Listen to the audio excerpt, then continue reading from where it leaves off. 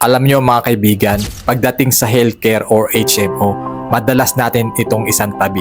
Parang bahala na. Pero real talk tayo, ang sakit hindi nagpaplano. Kahit sinong healthy ngayon, pwedeng magkasakit bukas. Kung hindi ka handa, pwedeng maubos ang ipon mo sa isang iglap lang dahil sa mga gastusin sa ospital. Tapos paano pa kaya kung may test o operasyon? Hindi naman tayo lahat may perang nakareserba para sa ganitong bagay. Kaya mahalaga ang may healthcare or HMO.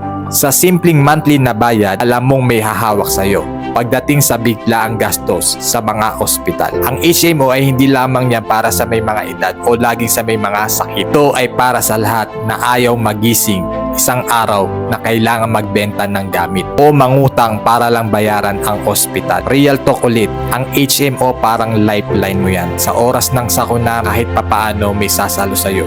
May aasahan ka. Mag-invest ka na ngayon dahil ang bawat pisong pinaghirapan mo ay dapat mapunta sa mga pangarap mo. Hindi sa bayarin sa hospital. Tandaan, hindi naging mali ang pagiging handa.